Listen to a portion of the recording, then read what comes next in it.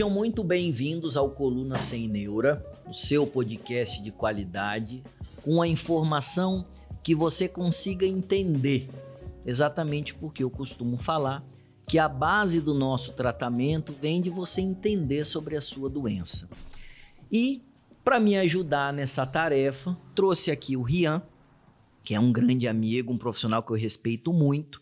Nós vamos conversar um pouquinho sobre a parte de monitorização eletrofisiológica intraoperatória.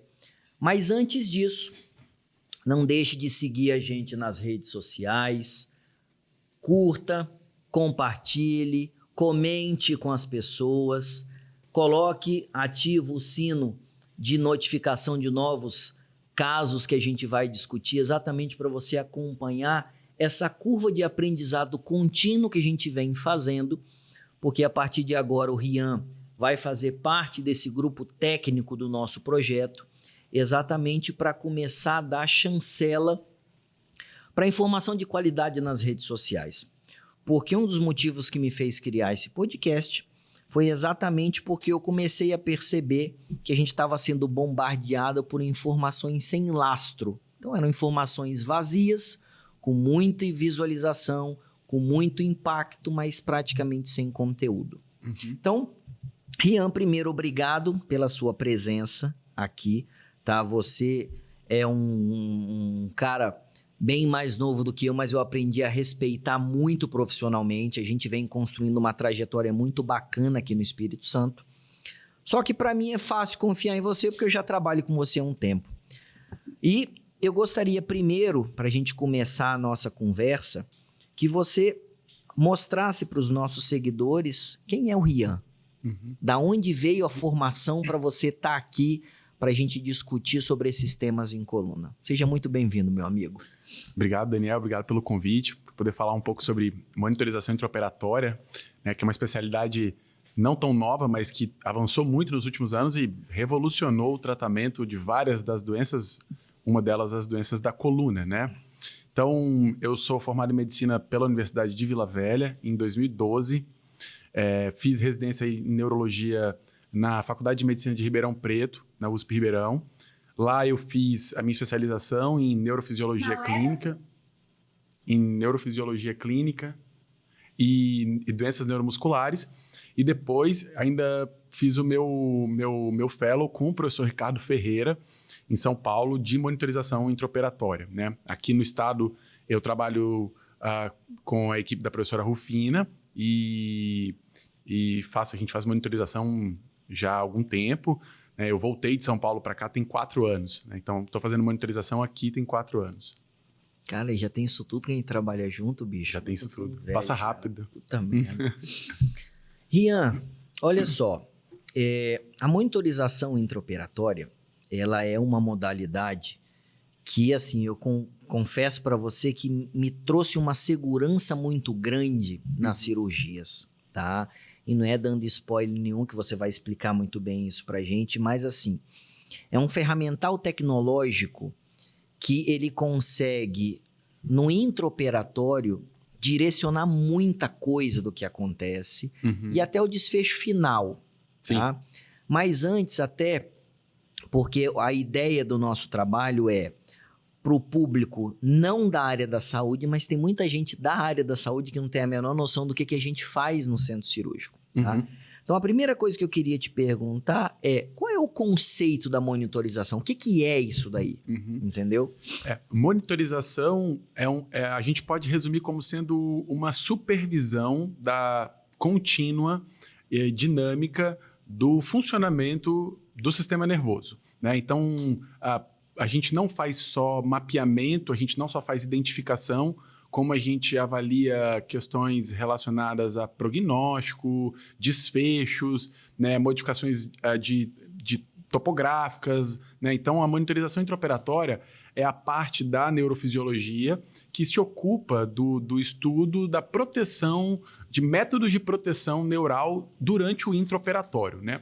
A história da monitorização não é tão recente, mas o ponto de inflexão da monitorização intraoperatória né, assim, a monitorização intraoperatória, assim, a gente pode dizer que talvez o start para ela foi mais ou menos lá na década de 30, né, com os trabalhos do Penfield, né? Os trabalhos de estimulação cortical direta, né? Mais tarde, então, a partir daí, a gente começou a perceber que, olha, dá para eu estimular o córtex, né? Mais tarde, ele faz um trabalho muito bonito sobre organização somatotópica.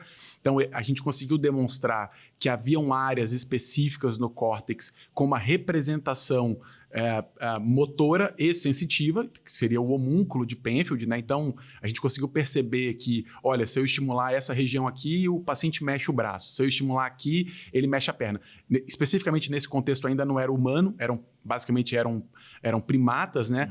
E assim, na década de 70 surge o potencial evocado somatosensitivo num ambiente intraoperatório. A gente já tinha potencial evocado, mas a gente começou a fazer num ambiente intraoperatório na década de 70.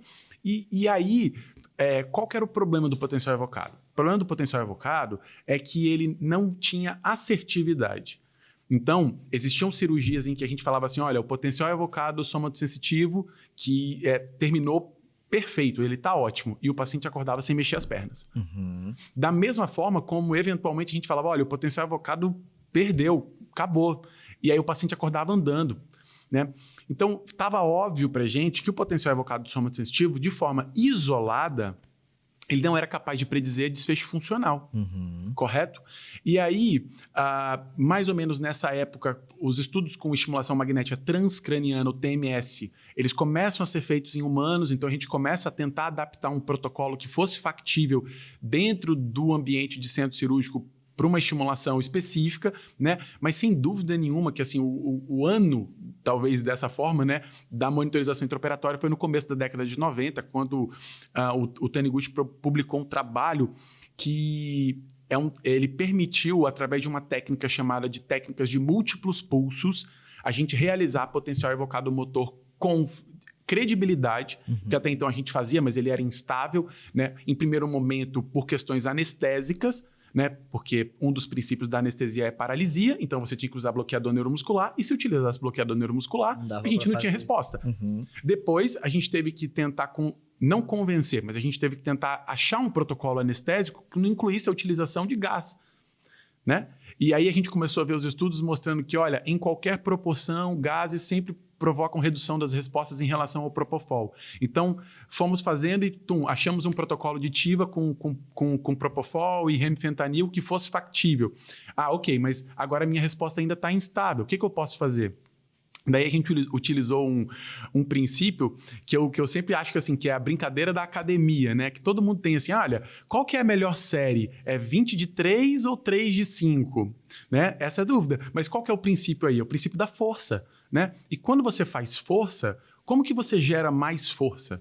Você gera mais força se você recrutar a mesma unidade motora numa frequência maior e se você recrutar mais unidades motoras. Então, o que é isso? Isso é o princípio da somação temporal e da somação espacial. E a gente percebeu isso como boa parte do que a gente faz na monitorização foi uma translação da eletroneuromiografia. Então, a gente precisou fazer bem a eletroneuromiografia para a gente poder fazer bem monitorização intraoperatória. Então, a gente percebia que quando a gente fazia o estudo com agulha de eletromiografia, a gente pedia ao paciente para fazer força e a gente observava que aquela unidade batia mais rápido e ela chamava, a cada 5 Hz, ela chamava mais unidades motoras. Então, é somação espacial e temporal. E aí o Taniguchi falou assim, olha, como que eu posso fazer isso dentro do centro cirúrgico? Porque até então o que a gente fazia era um pulso monofásico. Você dava um potencial, você captava uma resposta, depois você já não captava, era uma resposta muito variável. E aí o que a gente fez? Não, peraí, então, e se eu fizer vários pulsos ao mesmo tempo com um intervalo curto entre eles? Então, é como se ao invés de você fizesse um pá, pá, pá, você faz um prá, de estímulo. Então, o que a gente percebeu? Que quando a gente fez uma técnica de múltiplos estímulos, a gente conseguia pegar respostas que eram mais fidedignas a nível periférico. Isso foi o ponto de inflexão na monitorização intraoperatória. Só que o que existia naquela época?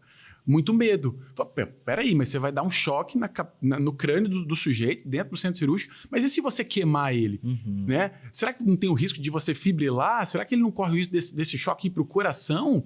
Tanto é que o FDA só aprovou o primeiro aparelho de monitorização intraoperatória mais de 10 anos depois desse primeiro estudo. Né?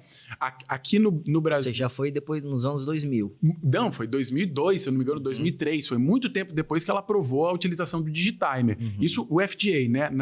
Na Europa já foi um pouquinho diferente. Né? Então, assim, o que isso mostra? Que a gente não está falando de algo que, assim, que é muito antigo, é algo muito novo, né? Então, assim, eu acho que o grande interesse que a gente tem na monitorização intraoperatória é justamente isso, é o fato de ser uma especialidade super dinâmica, que a gente ainda está evoluindo e aprendendo muito, a gente aprende muito com vocês no intraoperatório, então quando vocês falam, olha, essa raiz não está dando essa resposta, eu estou estimulando direito, então será que se eu mudar a posição do eletrodo, será que é porque ela está mais lesada? Será que é a pressão do soro? Será que é uma raiz que tem um limiar de estabilidade maior?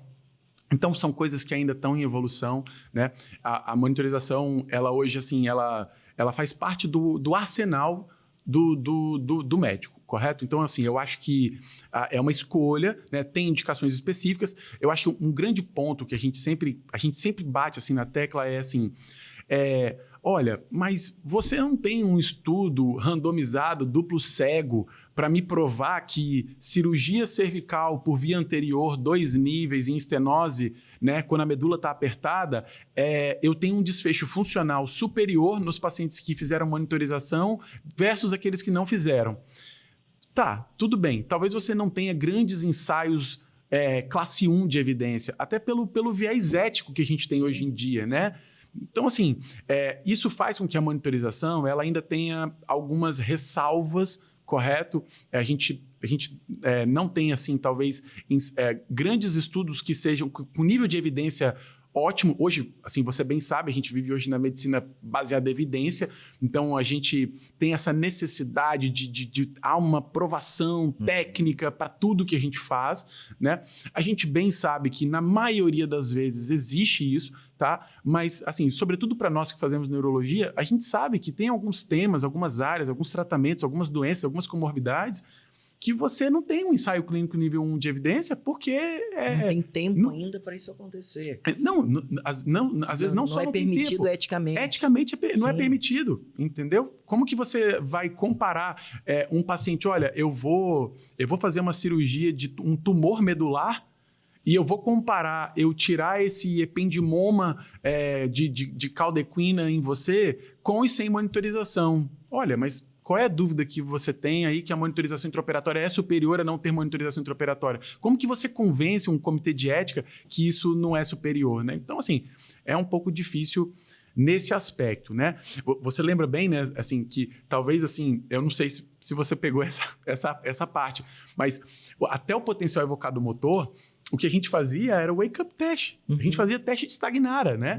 Então, você imagina, você tinha que acordar o paciente, terminou a cirurgia, você acorda o paciente, seu fulano, acorda, mexe a perna direita, mexe a perna esquerda, mexeu, ótimo, volta a dormir, vamos fechar, né? Então, assim, ele é um teste bom? Ele é bom. Sim. Ele é bom. Se o paciente mexeu a perna, ótimo, né? Só que qual que é o problema? O problema é que na criança, no paciente idoso, naquele paciente que não desperta bem, naquele paciente que fica confuso, né? Então, era óbvio que a gente precisava de um método mais assertivo, né?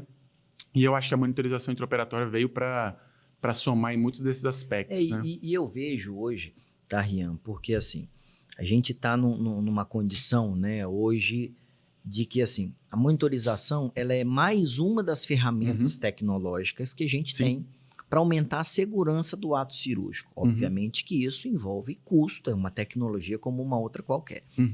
Agora, o que eu normalmente costumo usar com os nossos pacientes, com a nossa equipe? Obviamente que eu explico para o paciente a importância daquilo dali, existe um alinhamento de expectativa, uma relação de confiança com os resultados nossos, né, das cirurgias propostas. Só que, assim, hoje, a maioria das vezes, quando eu indico a monitorização intraoperatória para um ato cirúrgico nosso, é uma condição que eu não abro mão, ponto. Tá? Então, assim, eu transfiro essa responsabilidade, inclusive, para o paciente. Eu falo, olha só, você tem um plano de saúde, ele tem obrigação de te liberar, mas se ele não te liberar, eu não te opero, tá? Porque o que acontece? E aí muito dessa minha postura vem dos resultados que você proporcionou para nós, tá? Então, assim, eu vejo hoje que a monitorização intraoperatória, né, eu e o Rian, a gente já conversou várias vezes exatamente sobre isso, porque na minha mão, a monitorização intraoperatória, ela não vai evitar que eu cause uma lesão, por exemplo. Porque eu sou mais rápido para fazer a lesão do que você para detectar eu fazendo, tá? Só que ele vai me permitir avaliar o clima inteiro da experiência cirúrgica, né? Então, para vocês terem uma ideia, já teve vezes que eu e Rian ficamos quase 1 hora para posicionar um paciente numa determinada cirurgia, porque o posicionamento da cirurgia estava afetando a condução da coluna. Então, assim, hoje eu trabalho com o Rian para doenças da cabeça e da coluna, obviamente que a doença da coluna é o nosso carro-chefe, tá? Mas essa monitorização, ela começa desde o momento da anestesia, do momento do posicionamento, na cirurgia inteira como um todo, porque ele consegue transmitir para a gente em tempo real o que tudo está acontecendo.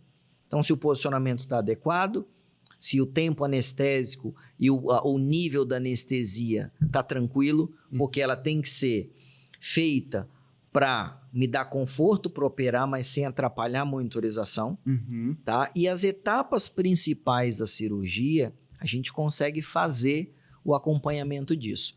Agora, para mim, o mais importante, tá? E aí eu queria depois que você detalhasse um pouco mais isso daí para a gente, mas o mais importante que a gente tem hoje na monitorização é o alinhamento de expectativa de recuperação pós-operatória. Então, isso para mim é uma condição que, assim, a partir do momento que a gente teve bons casos juntos, então, acaba que os casos que chegam para a gente operar são casos complexos, o Rian está sempre comigo, então ele sofre junto, exatamente, porque a gente se compromete em entregar para o paciente o que tem de melhor nesse conceito. Só que já teve casos da gente fazer uma descompressão medular, o Rian falar, cara, olha só, realmente melhorou muito a condução. E qualquer tecido que a gente opera, ele incha no pós-operatório. A medula não é diferente. O que acontece quando a medula incha? Ela pode parar parcialmente de funcionar. Então, o paciente parou de mexer as pernas direito, controle da urina, só que eu tinha a segurança de que aquilo era edema de manipulação, que aquilo não era lesão. E isso, para mim, tem um valor que não é um valor financeiro, é um valor ético, porque você pode garantir para o paciente e para quem está acompanhando depois que, olha, isso daí vai melhorar. E a nossa especialidade, ela, óbvio, a medicina não é uma ciência exata, mas a gente trabalha com algumas coisas exatas, porque a partir do momento que você tem um método hoje, que tem uma técnica pedagógica, que você consegue ter controle, você vê pulso, você vê amplitude, você usa de cálculos matemáticos, você consegue falar para mim, igual você falou ontem na cirurgia, cara, olha só, a sua descompressão melhorou em 300% a condução daquilo dali. Então, para o paciente, ele vai ficar tranquilo de que, óbvio, não é uma garantia de melhora, mas no intervalo vai de 3, 6 meses, ele vai poder esperar uma melhora. Então, eu queria que você detalhasse um pouco mais como é que é essa interação, tá? Como é que é essa interação? Assim, ó, a monitorização intraoperatória, assim, ela reduz isso, assim, para cirurgia de coluna, né? A maior parte dos trabalhos que a gente tem hoje em cirurgia de coluna com alta evidência são justamente para tumores medulares e deformidades, que seria escoliose. Então, a gente sabe, por exemplo, que ela reduz em mais de 10 vezes o risco de lesão neurológica maior, tá? Então, assim, a monitorização intraoperatória, ela é muito assertiva em mãos bem treinadas, correto? Então, esse é um ponto importante, né? Qual que é a relação que existe hoje com a variação do potencial motor no intraoperatório e prognóstico, né? Então, assim, isso é uma coisa que isso é uma técnica do professor Ricardo Ferreira, né? Que a gente sempre utiliza o potencial evocado motor numa intensidade supramáxima. Então, você vai reparar que não é infrequente os nossos pacientes, eles pularem, ele mexe bastante durante o estímulo, né? Então, é óbvio que tem aquela segurança de conter o paciente, né? Mas o estímulo, ele provoca uma movimentação, porque a gente precisa estar sempre supramáximo, né? E aí, assim, de novo, novamente, fazendo uma translação daquilo que a gente vê na eletroneuromiografia, né?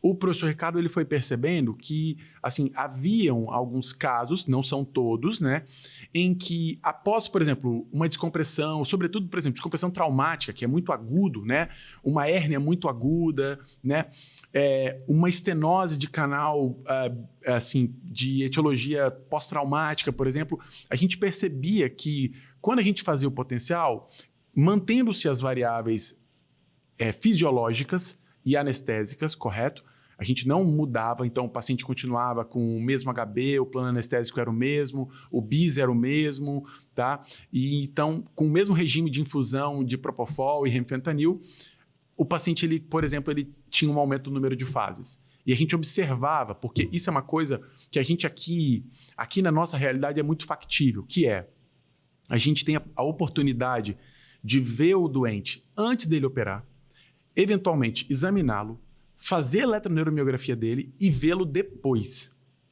Então, a gente começou a perceber que você tinha casos que no intraoperatório você tinha uma melhora da amplitude. Tá? São todos? Não são todos. Eventualmente, a gente fica mais receoso da piora do potencial evocado motor do que da melhora. Mas a melhora do potencial evocado motor, ela começou a demonstrar uma relação muito direta com o pós-operatório. Que você falava assim, caramba, esse paciente entrou com o pé caído e a raiz aqui melhorou bastante. E aí o paciente acordava, você falava, e aí, como é que tá o pé? E o cara estava já com uma força grau 2, por exemplo.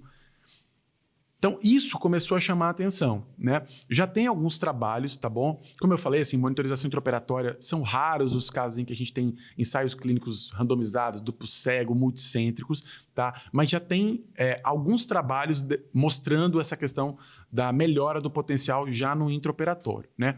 O que a gente tem de objetivo? Qual que é hoje o critério que a Academia Americana de Neurofisiologia recomenda, né? Então, existem critérios de alarme para o potencial evocado motor. Esse critério, ele é de uma queda de 80% quando há estabilidade do potencial ou uma queda de 100% quando você não tem a estabilidade do potencial. Então, se toda vez que eu faço um potencial evocado motor, a resposta ela está variando, eu não vou te alertar se ela cair 80%, eu vou te alertar se ela cair 100%. Agora, existem outros critérios subsidiários, como a redução do número de fases. Então, quando eu faço um potencial evocado motor, que eu capto na periferia, né, a gente pode ver no vídeo, quando a gente colocar, né, a gente coloca uns eletrodinhos, né, na periferia e a gente estimula aqui no córtex. Então, quando eu faço esse estímulo, eu estou despolarizando um grupo de células piramidais, um grupo de neurônios motores e estou captando aqui um pool de axônios, um pool de fibras musculares, que não necessariamente são as mesmas. Então, quando eu tenho uma estabilidade do potencial, eu percebo que ele fica muito assertivo. E aí eu falo para você somente a queda de 80%. Quando ele muda muito, porque eventualmente ele capta um pool de fibras aqui, depois ele capta outro, eu acabo oferecendo um critério de 100% para que eu não tenha muitos falsos positivos, correto? Então, para o potencial evocado motor, a gente utiliza mais o critério de alarme para redução do número de fases, queda ou desaparecimento do potencial ou a necessidade do aumento do limiar de estímulo. Então, eu faço hoje um estímulo, por exemplo, de 9/4, com uma intensidade de 280. Se eu precisar passar para 320, isso é um critério de alarme. Se o meu potencial zerou, antes eventualmente de avisar o cirurgião, a gente aumenta a intensidade, aumenta, por exemplo, 10, 20% da intensidade, e a gente aumentou e eu continuo sem resposta, aí você alarma o cirurgião. Óbvio que depois de ter checado se o seu aparelho está correto, se o anestesista eventualmente não trocou e abriu o gás, se não foi feito bloqueador neuromuscular, né? Se é uma queda com nexo temporal com aquilo que você fez, então você está manipulando a raiz de L4 e cai a minha resposta do braço esquerdo, eu falo, opa, isso não deve ser do ato, será que não é do posicionamento? Agora não, você está manipulando a raiz de L4 e caiu a resposta de L4.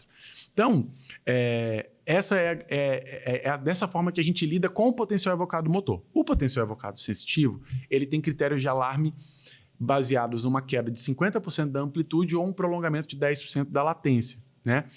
O potencial evocado sensitivo, a gente estimula no braço e a gente capta no crânio. Por quê? Porque a via sensitiva, ela é uma via que ela é aferente, correto? Enquanto que a via motora é o oposto. Então, a via motora, ela sai do crânio em relação à periferia, a sensitiva sai da periferia em relação ao crânio.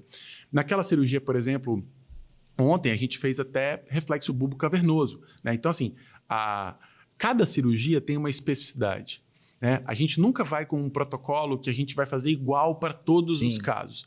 Por isso que eu acho que, assim, que essa interação que você tem com o neurofisiologista, né, ela é essencial, né? Por quê? Porque dessa forma eu já sabia antes da cirurgia o que você iria esperar, qual protocolo montar, quais raízes eu iria estudar. Se eu precisasse eventualmente, se o paciente é obeso, eu levo uma agulhinha maior, porque ela precisa de uma captação mais profunda, tá? Então, se é uma cirurgia endoscópica, a gente pode levar, por exemplo, o estimulador para você passar pelo canal de trabalho e estimular uma raiz. Então, cada cirurgia tem uma especificidade e isso vai sendo sempre conversado e por isso que é importante. E o que eu vejo, tá? Até para quem não é da área da saúde entender um pouco melhor, o que acontece? Hoje, o ato cirúrgico, né, ele se transformou também na necessidade de uma equipe multidisciplinar. Então, por exemplo, hoje, nas minhas cirurgias de coluna complexa, o Rian ele faz parte da equipe, tá? Tanto que a gente discute antes, a gente vê as imagens antes, porque depois vocês vão ver no vídeo a gente operando, tá? Mas como é que funciona? A nossa interação ela é dinâmica. Então, o que acontece? Às vezes eu estou mexendo numa região que eu falo para o Rian, então o Rian não está em campo comigo, mas ele está à distância monitorizando o que eu estou fazendo. Às vezes ele me pede para fazer alguns estímulos para checar a condução. Então, basicamente, o que ele avalia é condução elétrica. Basicamente, é isso que ele faz todo o tempo. Só que essa condução elétrica, obviamente que, assim, antes do Rian, eu já tive experiência de trabalhar com outras pessoas. Eu acho que, assim, ele é um examinador dependente. Então, assim, a importância da formação, da titulação, da experiência que você tem até para interpretar aquilo que você está vendo. Por quê? Hoje o Rian ele me ajuda na cirurgia, ele não me atrapalha na cirurgia. Por quê? Se eu for mexer num nervo doente, um nervo machucado, e qualquer hora que eu encostar, você ficar falando ou não encosta, o que vai acontecer? Eu não tenho como operar. Então a gente vai ter que chegar no meio termo ali. Então esse caminho do meio vem com o quê? Com a convivência. Então, assim, hoje você ter um profissional devidamente habilitado, ou seja, existem certificações que fazem com que você seja habilitado para estar aqui. Você não aprendeu mais ou menos e você não fez mais ou menos. Existe uma certificação para você estar aí, como eu tenho aqui, para poder falar de cirurgia da coluna. Então, assim, a primeira coisa é tenha na sua equipe alguém devidamente certificado para fazer monitorização eletrofisiológica intraoperatória. Ponto. É a primeira coisa. Porque você começa a subir a régua daquilo que você pode esperar da pessoa.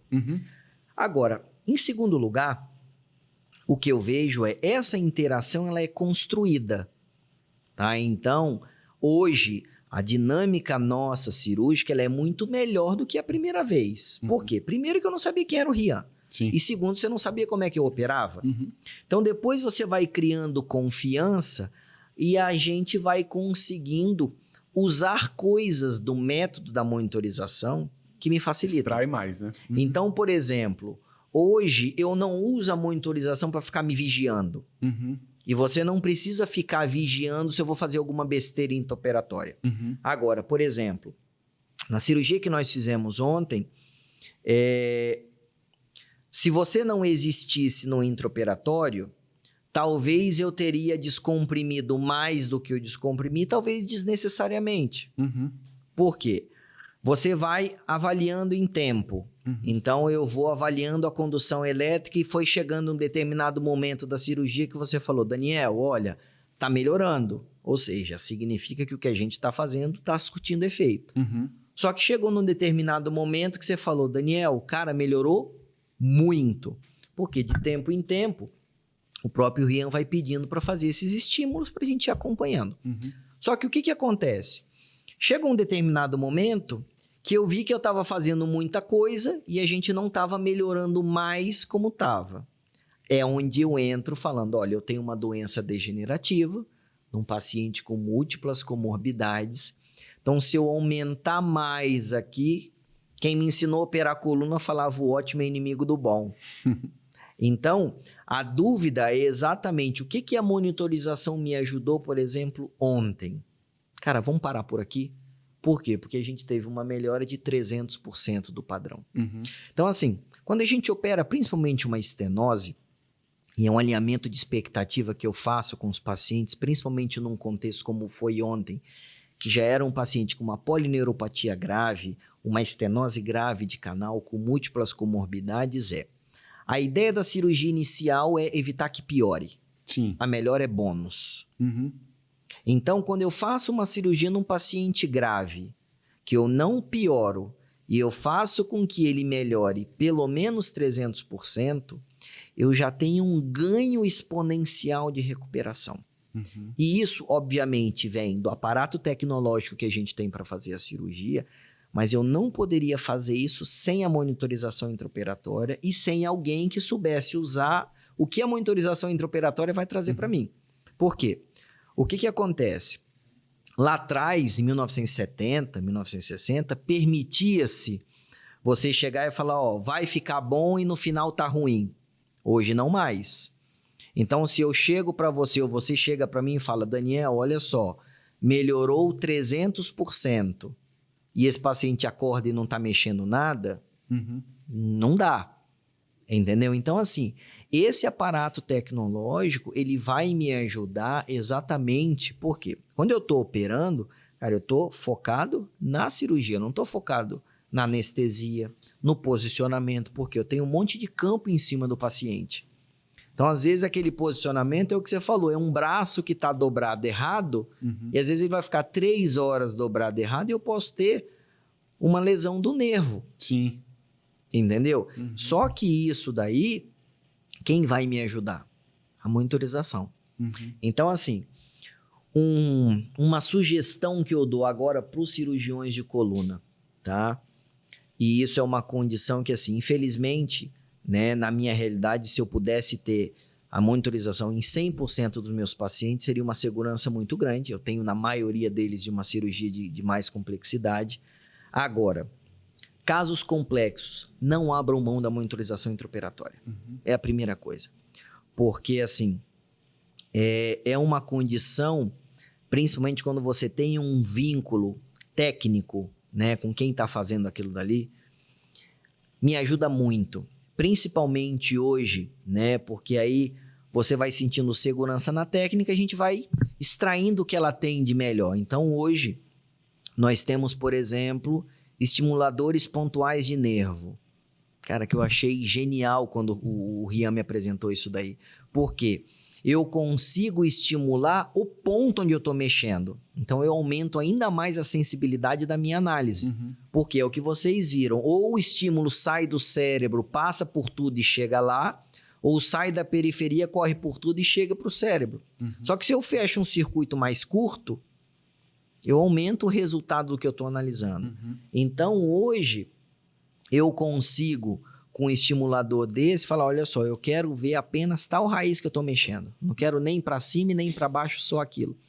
E isso já tirou gente de algumas encruzilhadas. Por quê? Nós já fizemos cirurgias que tinham vários pontos de compressão, mas tinha um único ponto que era o que a gente estava atribuindo como o maior causador do problema, que o que ajudou a gente? A monitorização. De falar, olha só, tá na hora de parar. Isso foi bem bacana porque a gente desenhou alguns cenários pré-operatórios, obviamente que a gente vai preparado sempre para o que tem de pior. Sim. E acabou que evoluiu para o melhor cenário, vamos colocar. Então, assim, essa segurança faz com que, quando eu cheguei aqui no Espírito Santo, e ainda a gente vê isso, existe um estigma muito grande sobre cirurgia da coluna. Então, a pessoa que opera a coluna hoje já tem aquilo lá, eu não quero ficar em cima de uma cadeira de rodas, é uma coisa que sequela. Então, assim, obviamente que já foi assim, né? Principalmente antes dos anos 2000, já foi assim. Agora, com o conceito da cirurgia minimamente invasiva, é exatamente o contrário. Então, hoje, quando eu tenho todo o aparato tecnológico pré-operatório, com os exames de imagem, raio-x, tomografia, ressonância, cintilografia, os exames neurofuncionais, quando a gente faz eletroneuromiografia, no intraoperatório, com a monitorização, com a endoscopia, com o raio-x, enfim, a probabilidade da gente ter um desfecho ruim é muito menor. Então imagina, se o simples fato de eu ter a monitorização intraoperatória me diminui em 10 vezes o risco de lesão, cara, não justifica não ter. Agora, eu preciso que o cirurgião saiba que aquilo existe, porque é ele que vai falar com o paciente, porque o paciente com dor, especificamente, que é o nosso carro-chefe da doença degenerativa, o cara vai confiar em você. Então, por exemplo, hoje quando eu falo, olha só, eu preciso da eletroneuromiografia pré-operatória. Eu falo, cara, eu confio em 2 pessoas para fazer meu exame. Então, você vai fazer com 2 pessoas. Ponto. Aí se me trouxer de um terceiro, cara, eu não quero. Por quê? Porque faz parte da minha indicação cirúrgica. Ah, olha, eu estou fazendo uma cirurgia, o Rian está fazendo a monitorização. Se você fala lá, Daniel, cara, caiu o potencial aqui. Eu tenho que confiar no que você está falando. Entendeu? Então, assim, essa interação, isso é importante, tá? E eu te digo assim, até te agradecendo pela sua responsabilidade, tá? Porque o público capixaba precisava disso. Alguém engajado em realmente fazer um trabalho de qualidade, ter essa interação, porque você precisa ter aquela sensibilidade, não ser nem omisso demais, para não me falar só quando o barco afundou, e não ser aquele cara chato demais, igual quando tá a mulher no banco de trás, qualquer coisa fica falando, entendeu? Então, assim, essa sensibilidade realmente dá trabalho da gente atingir, entendeu? A gente faz isso, né? Porque, assim, o objetivo é que a monitorização intraoperatória... assim, se a gente perguntar assim, olha, em qual futuro você enxerga a monitorização intraoperatória? Eu acho que a monitorização intraoperatória, ela teve aquela fase em que ela foi em que nós éramos muito assertivos em dizer como ficou. Falou, olha, poxa, o potencial caiu, o paciente vai acordar com fraqueza, talvez melhore um pouquinho, porque não zerou, mas caiu o potencial. Ah, não, olha, o potencial ficou bom, não tivemos grandes mudanças. Ah, não, o potencial melhorou. Para aquela situação em que a monitorização ela vai ser preventiva. Então, assim, olha, você está manipulando ali muito próximo da raiz, a temperatura está aumentando, alterou alguma dinâmica de fluxo dentro do seu canal de trabalho, essa raiz começou a sofrer um pouquinho, eu não vou esperar essa raiz ter descarga para eu poder te avisar. Então, a ideia é que a gente seja cada vez mais preventivo com a monitorização, que a gente possa sensibilizar cada vez mais o método, para que a monitorização não seja só um portador de boas ou de más notícias aos 47 do segundo tempo, entendeu? Exato. Tanto que, assim, pra vocês terem uma ideia na cirurgia endoscópica, normalmente a gente trabalha internamente com um campo mais ou menos de 2 por 2 centímetros. Então, é uma área bem pequena, tá? E já teve vezes, não foi nenhuma e nem 2, foram algumas, que a gente trata doença degenerativa, ou seja, esse espaço é ainda menor, e dentro desse espaço tem o nervo que está sofrendo. Mesmo com toda a precisão milimétrica de posicionamento, por exemplo, de agulha, de você chegar perto da estrutura, o simples fato de você ter aquela dissipação de energia do impacto daquilo dali, o Rian falar, opa, você está indo grosseiramente, vai mais devagar. Então, isso daí é o que você falou, previne a lesão. Por quê? Obviamente que existem algumas escolas, tá? Obviamente que não é a que eu pratico, de fazer a cirurgia com o paciente acordado, tá? Então, e existem mãos habilidosas demais que fazem isso com excelentes resultados. Só que na nossa realidade não é uma coisa que me agradou, tá? Então, nem toda cirurgia que eu faço minimamente invasiva caberia fazer com os resultados que a gente tem com o paciente acordado.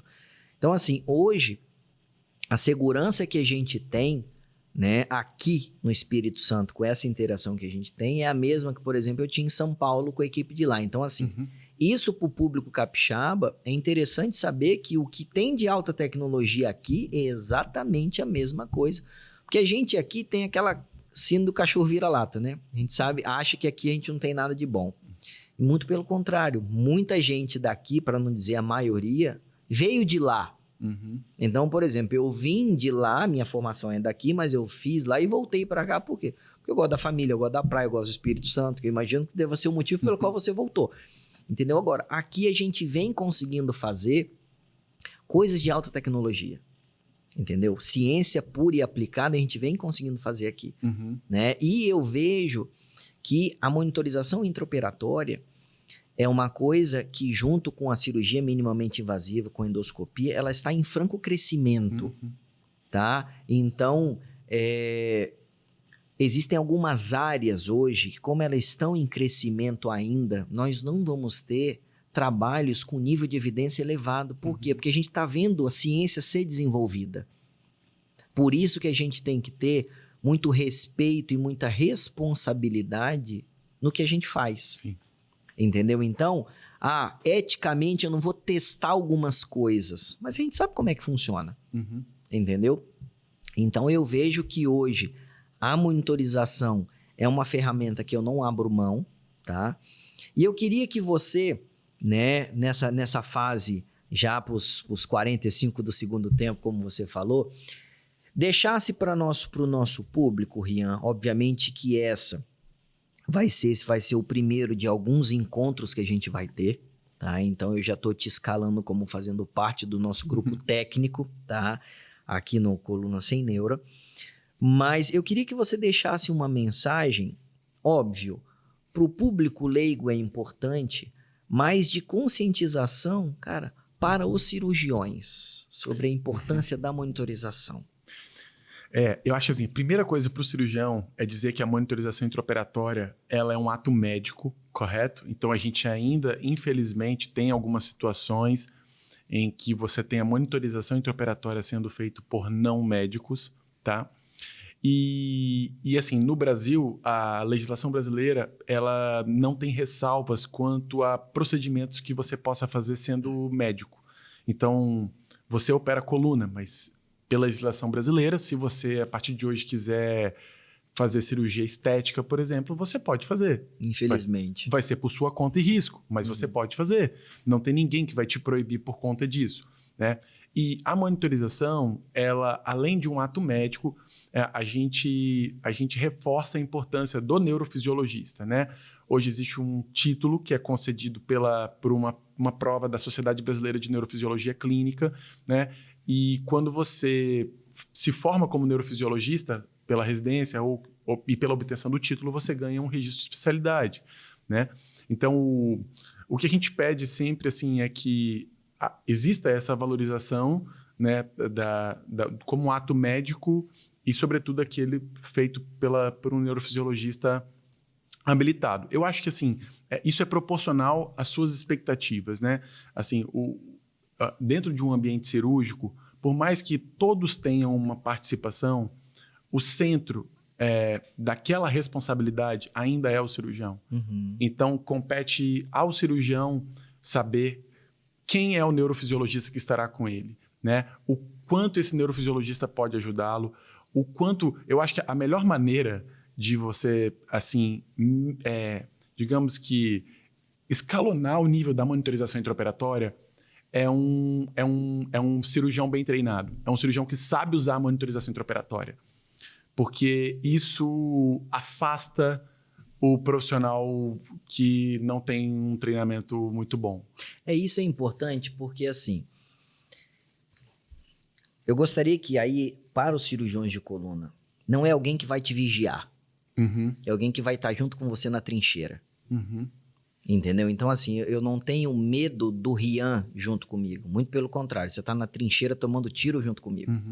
Entendeu? Então, assim, para o cirurgião de coluna, não existe impedir a monitorização intraoperatória. Mas o mais importante é certifique-se de quem é. Então, eu acho que isso é importantíssimo. Sim. Faz parte do planejamento cirúrgico. Faz parte do planejamento cirúrgico. E, gente, olha só. A gente falou de muita coisa. Realmente é bastante difícil entender isso daí, tá? E a gente fez um apanhado, tá? Em tempo real disso que a gente conversou agora. Então, vocês vão ter o prazer de ver a gente em campo, tá? Organizando para fazer uma cirurgia, tá? Exatamente para mostrar todo o making off, toda a preparação, porque às vezes uma cirurgia que a gente faz num corte de 10 milímetros, a gente tá ali uma tarde inteira organizando para aquilo dali sair com segurança. Então, a ideia hoje, né, da cirurgia da coluna, principalmente com a monitorização, é exatamente isso, segurança. Então, a ideia é que a gente tenha um voo seguro. Mesmo que tenha algumas turbulências, existe um plano para isso. Então, continua com a gente. Vocês vão ver agora o passo a passo do que a gente faz do nosso dia a dia. Rian, obrigado pela sua presença. Tá? Saiba que outras oportunidades virão e aí a gente vai conversar um pouco mais detalhado. Cada, né, nuance que a gente tem, né, do nosso dia a dia. Qualquer dúvida que vocês tiverem, vocês podem deixar nos comentários, a gente vai ter o maior prazer em responder. A nossa equipe técnica vai deixar os detalhes das redes sociais do Rian com a forma de encontrar isso daí, né? Então, qualquer dúvida de você saber onde faz exame, como é que faz isso, vai ter os contatos, que eu acho que a gente tem que ser um porta-voz de coisas de qualidade, tá? E, novamente, obrigado pela sua presença, meu amigo. Eu que agradeço. Estou sempre à disposição. Com certeza. Gente, até a próxima e tomara que vocês curtam o restante do nosso podcast. E aí, pessoal, agora a gente vai fazer uma coisa um pouquinho diferente, como eu falei com vocês. Vocês vão presenciar o nosso dia a dia. Então, aqui nós estamos dentro do centro cirúrgico, exatamente para fazer uma cirurgia endoscópica da coluna lombar. E esse paciente especial é um paciente que esse avanço tecnológico permitiu o tratamento dele. Porque é um paciente com uma pneumopatia grave, é um paciente com problema cardíaco grave, é um paciente que em condições normais não teria possibilidade de nenhum tratamento cirúrgico. E a cirurgia endoscópica ela veio para ajudar isso daí. E para aumentar a segurança do intraoperatório, a gente vai utilizar uma ferramenta que é a monitorização eletrofisiológica intraoperatória, que é feito por um neurologista formado nisso daí, que é o Dr. Rian, que ele consegue fazer a monitorização em tempo real de todas as estruturas motoras, sensitivas, em tempo real, para aumentar a segurança da cirurgia. E aí vocês vão ver como é que ele trabalha em cima disso daí, porque ele consegue fazer esse estímulo mesmo no paciente em anestesia geral. E vocês vão perceber também que todo o trabalho que a gente vai fazer de cirurgia é feito através de um corte de mais ou menos 1 centímetro, onde a gente introduz um dispositivo que tem uma câmera na ponta, todo o ferramental vai por orifício desse canal de trabalho exatamente para a gente fazer o tratamento. Então essa cirurgia é uma cirurgia que o tempo de preparação é um tempo prolongado, tá? Porém, toda ela é feita por um corte de 1 centímetro num regime de lavagem contínua com soro, ou seja, o sangramento é praticamente zero. Tomara que vocês gostem e aí, ao longo da cirurgia, vocês vão entendendo o passo a passo disso daí. Então aqui a gente está vendo agora a base de controle da monitorização eletrofisiológica intraoperatória. É um computador que vai fazer o acompanhamento dos estímulos dos nervos, tanto a parte sensitiva e motora dos membros superiores e inferiores, especificamente da região lombar, onde a gente vai trabalhar. Então aqui o Dr. Rian vai acompanhar em tempo real toda a cirurgia e ele vai participando e interagindo com a gente. Vocês vão ver ao longo da cirurgia vários momentos que a gente vai conversando exatamente para aumentar a segurança do procedimento.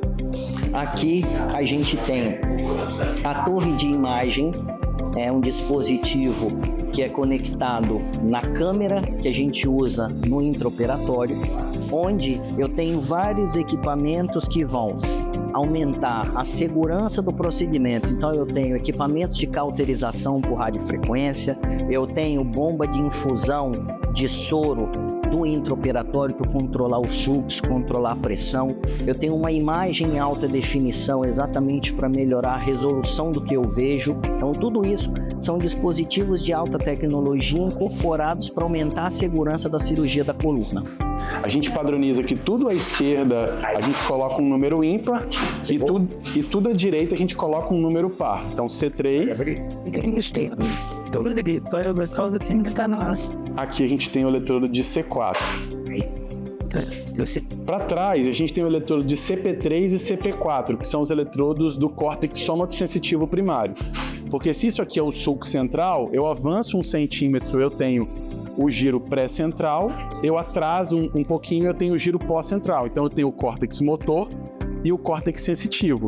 Então o córtex motor eu uso para estimular e eu vou captar nos músculos da periferia, que a gente vai mostrar daqui a pouquinho como que são as agulhinhas. E o córtex sensitivo eu uso aqui para poder captar as informações que eu vou estimular na periferia. Então o sensitivo eu capto na periferia e eu estimulo na periferia e capto aqui em cima. O motor eu estimulo aqui e capto na periferia. Então, marca de um lado, marca do outro. Então, aqui eu tenho um eletrodo de linha média, que eu uso como referência para fazer o potencial somatosensitivo das pernas. Aqui eu tenho um par de eletrodos, essa é uma montagem que a gente chama de montagem bipolar, que é o eletrodo de C3 com C4, então o estímulo ele caminha daqui em direção a esse eletrodo. A gente pode fechar um pouquinho mais o campo aqui, porque a região de estímulo hoje é principalmente as pernas. Dessa forma, o paciente pula menos quando faz o estímulo, atrapalha menos o cirurgião e fica mais seletivo. Aqui é uma montagem posterior de CP3 e CP4, que é do córtex somatosensitivo, para eu poder captar o estímulo dos braços. Então aqui eu tenho braços, aqui eu tenho pernas, aqui eu tenho o meu potencial evocado motor numa montagem bipolar. Vamos lá que eu te mostrar agora como é que é o eletrodo. Então esse aqui, Júnior, é o eletrodinho que a gente coloca para poder estimular o nervo sensitivo da periferia. Então essa daqui, eu tenho aqui um cátodo e um anodo. Aqui a gente vai colocar no nervo tibial posterior. A gente coloca entre o tendão do calcâneo e o maléolo medial. E a minha referência, que é o anodo, eu coloco o mais próximo possível de uma superfície que tenha um potencial zerado, como por exemplo o osso, para que a diferença de potencial reflita cada vez mais a amplitude do potencial do estímulo do cátodo. Aqui a perna esquerda, aqui a perna direita. Isso aqui é o potencial evocado somatosensitivo das pernas. A gente faz a mesma coisa nos braços. Como nessa cirurgia ele vai ficar de barriga para baixo, com os braços para cima, numa posição de Superman, nos braços a gente vai utilizar como referência o nervo ulnar, para impedir que ele possa comprimir o nervo durante o próprio posicionamento na cirurgia. Então a gente coloca aqui o cátodo e aqui o anodo, que a gente faz de um lado, a gente faz do outro. A gente fixa aqui com um transpor, porque às vezes o paciente transpira e pode ser que o eletrodo descolhe um pouquinho. Então a gente só fixa com esse transpor para impedir o deslocamento do eletrodo. Aqui a mesma coisa. Braço esquerdo. A gente usa como referência aqui o tendão do flexor ulnar do carpo. E a gente coloca aqui no processo estiloide o anodo. Dessa forma o estímulo sai daqui, entra aqui nesse eletrodo, ele vai estimular o nervo ulnar. Esse nervo, a informação ela vai subir, vai chegar aqui na medula, correto? E vai subir pelo fascículo cuneiforme ipsilateral até o núcleo cuneiforme. Quando o estímulo é nas pernas, ele sobe pelo funículo grácil. E aí ele faz sinapse nesses núcleos, decursa, ou seja, ele vai para o outro lado até o núcleo ventral posterolateral do tálamo. De lá, ele vai até o córtex somatosensitivo. Então, quando eu estimular o braço esquerdo dele, eu vou captar aqui no córtex somatosensitivo primário do lado direito e vice-versa. Bom, então a gente vai colocar agora aqui os eletrodos de captação do potencial evocado motor, né? Os músculos, a carta de miótomo, ela é individual e varia de acordo com cada serviço. Só chamar a atenção aqui que esse é um eletrodo que está lacrado, portanto ele não é reutilizável, então eles são todos novos, né? E ao final da cirurgia a gente sempre descarta tudo isso. Então vou abrir aqui. Ele segue o mesmo princípio, né? A captação é uma diferença de potencial. Então a gente tem aqui um eletrodo que funciona como um cátodo e um que funciona como um anodo. Aqui o músculo que a gente quer pegar é o abdutor do hálux. A gente coloca aqui a agulhinha. E a gente coloca aqui a captação. E fica dessa forma. E aí a gente vai fazer a mesma coisa para o gastrocnêmio, para o tibial anterior, para o peroneiro lateral, para o vasto, para o iliopsoas, para o reto abdominal e para o abdutor do dedo mínimo. Então, ó, isso aqui a gente coloca como um protetor bucal. Isso porque, estatisticamente falando, o principal efeito adverso da monitorização intraoperatória é laceração de língua. É 0,2%. Então, estatisticamente falando, essa daqui seria a principal complicação. Por isso que, como a gente vai estimular aqui o córtex motor, ele acaba mordendo. E a gente coloca isso aqui para impedir que ele quebre os dentes e morda a própria língua.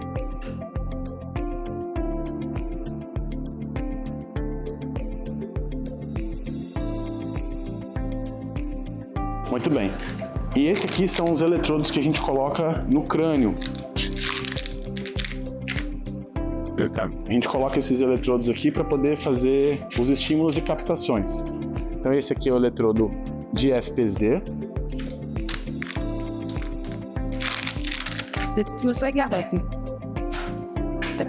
Esse aqui é o eletrodo de CZ. Então você pode ir no outro lado. Já vou dar este. Não agora não. Tem a lista? Eu tenho mais um espaço para tomar. Ok. Chega. Esse aqui é o eletrodo de C4. Já falta gerar, né?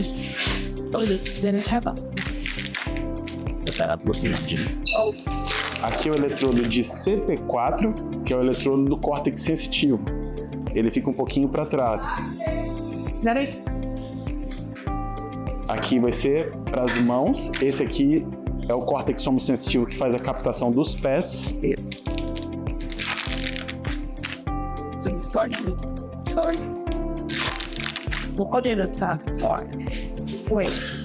Aqui é o eletrodo de C3, que é o córtex motor primário do lado esquerdo. Então essa daqui é uma montagem bipolar. Então aqui a gente tem o eletrodo de C4, aqui o eletrodo de C3, a gente vai estimular o córtex motor. E esse aqui é o eletrodo de captação do córtex somatosensitivo primário, aqui do lado esquerdo, então por isso CP3. Aqui a gente vai captar os braços. E assim fica a montagem.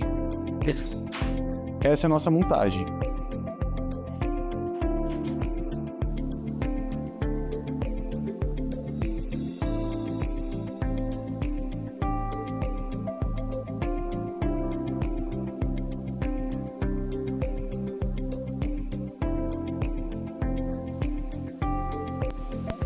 Eu vou bater aqui, eu vou sentir esse integral, tá vendo que tem a cápsula articular aqui, então a gente vai ver isso daqui, cara, eu vou sentir essa diferença aqui, provavelmente dentro da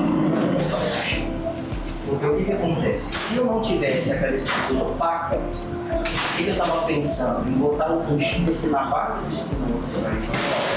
Vou jogar ele aqui para a gente ver contralateral, ó. Tava pensando em a gente colocar ele aqui na base, só para abrir o buraco. Eu barrei aqui, ó.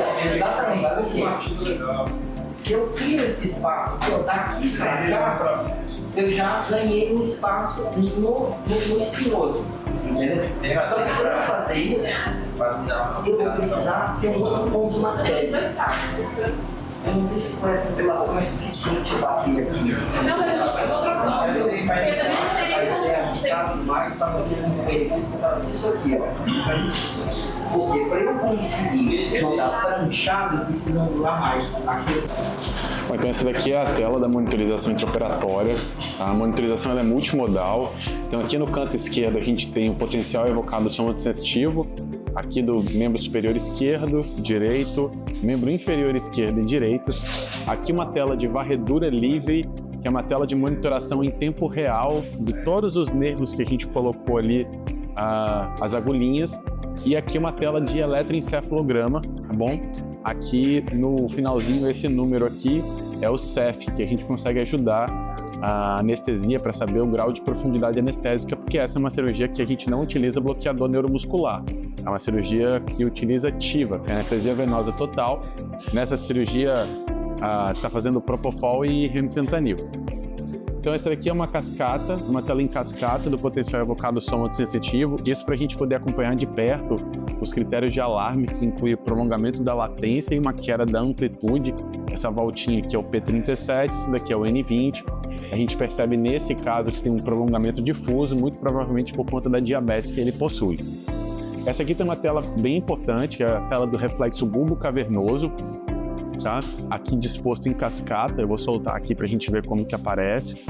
Ó, esses potenciais aqui que vão aparecendo são os reflexos que a gente vê, que a gente está captando, tá bom? Então esse aqui é a tela do reflexo bulbo cavernoso. E por fim, e mais importante, aqui é a tela do potencial evocado motor.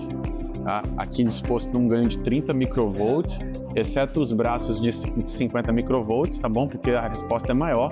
A gente vê aqui uma redução difusa das respostas, assimétrico, sobretudo nas raízes mais proximais, de L2, L3, L4 e L5, bilateral, porém muito assimétrico, pior do lado esquerdo, tá?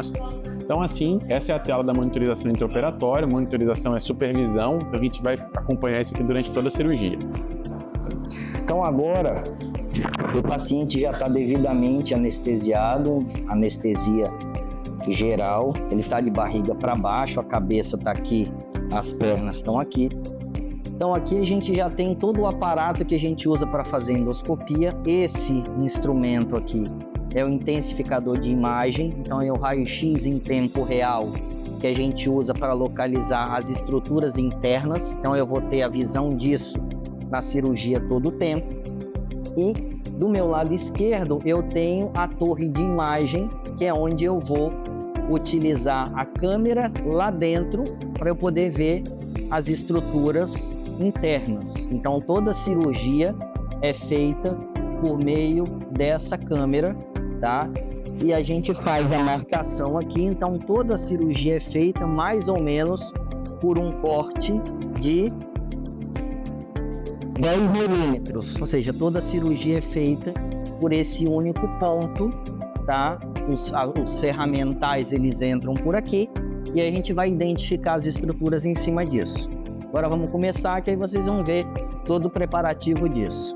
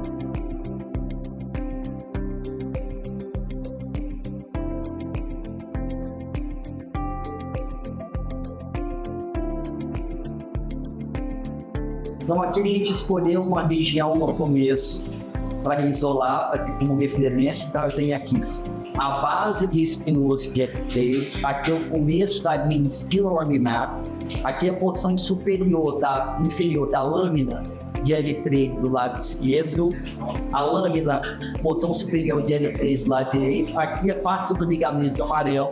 Então a gente vai começar a partir daqui ganhar os espaços aqui da espinhoso de L3 para a gente começar a abrir, ganhar espaço de descompressão.